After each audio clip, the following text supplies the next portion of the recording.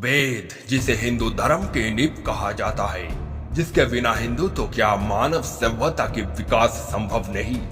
परंतु सच्चाई तो यह है कि वेद से किसी धर्म की कोई संबंध नहीं था, क्योंकि आज से 15,000 वर्ष पहले ना तो हिंदू धर्म था और ना ही क्रिश्चियन, ना तो मुसलमान और ना ही बौद्ध। वर्षों पूर्व भारत को हिंदुस्तान कहा जाता था और इसमें रहने वाले लोगों को हिंदू, और वेद की जन्म हिंदुस्तान में हुआ था, इसीलिए उसे हिंदुओं का धर्म माना जाता था, जिसे बाद में हिंदू धर्म कह दिया गया।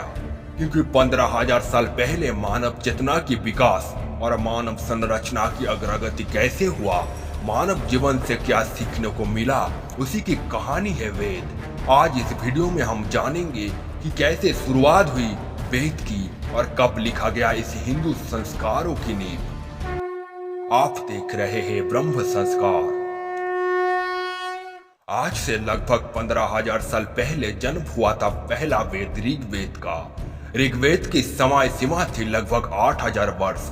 इसी समय सीमा की अंतिम वक्त में भारत में आर्य जाति की प्रवेश हुआ। शिव के आने से पहले ही आर्य जाति भारत में प्रवेश कर चुका था।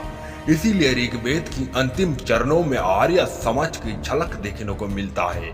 आज से 7,500 वर्ष पहले हिंदुस्तान की मिट्टी पर शिव का आगमन हुआ था, अर्थात ऋग्वेद की अध्याय की अंत होने की लगभग 500 साल पहले शिव का आगमन हुआ था भारत में। इसीलिए ऋग्वेद में शिव को प्राक शिव और यजुर्वेद में शिवोत्तर कहा जाता है।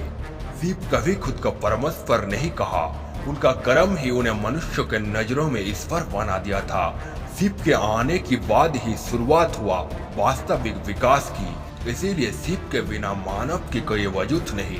लगभग 12,500 वर्षों तक वेदों को एक पीढ़ी से दूसरे पीढ़ी तक मौखिक रूप से सुनाया जाता था। इसके बाद मौर्य काल के दौरान वेद को ताड़ के पत्तों पर लिखे गए थे। बौद्ध और जैन शास्त्र में भी वेद को ताड़ के पत्ते पर ही लिखा गया था। कुछ वैदिक स्तोत्रों को पत्थर, चट्टानों और धातु की चादर पर भी लिखा गया था। इसके बाद समुद्रगुप्त के समय में कई हिंदू धर्म ग्रंथों को विभिन्न चट्टानों पर लिखित रूप में चित्रित और स्थानांतरित किया गया था। मंदिरों की दीवारों पर तांबे की चादर और भूमि की कई शाही अनुदान और विशेष अधिकारों के साथ साथ शैललेख भी अंकित किए गए थे।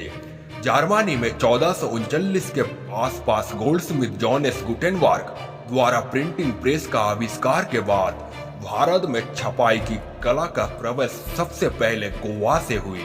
30 अप्रैल 1556 में स्पेन की एक पादरी सेंट इग्नेशियस को लिखा एक पत्र में फादर गैस्पर कलिया एक जहाज के बारे में बात करते हैं, जो एक प्रिंटिंग प्रेस लेकर पोर्तुगल से अबिसिनिया ले जा रहे थे, जिससे ये अनुमान लगाया जा सकता है कि वेदों की छपाई भारत में 1600 के आसपास शुरू हुई थी। इससे पहले सभी पांडुलिपियां या तो ताड़ के पत्ते या बार्श के छाल पर लिखे जाते थे।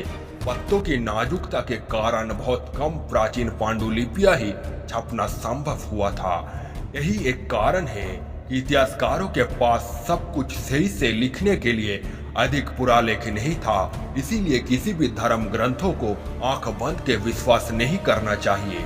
मिले हुए पांडुलिपियों को जोड़कर जितना हो सके अर्थ को समझकर ये सारे ग्रंथों को लिखा गया है।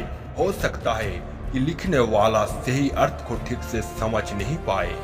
आज का वीडियो यहीं पर समाप्त होता है। अगर वीडियो अच्छा लगे तो वीडियो को लाइक करना, चैनल को सब्सक्राइब करना और बेल आइकन को जरूर दबाना और सच्चाई की खोज जारी रखना।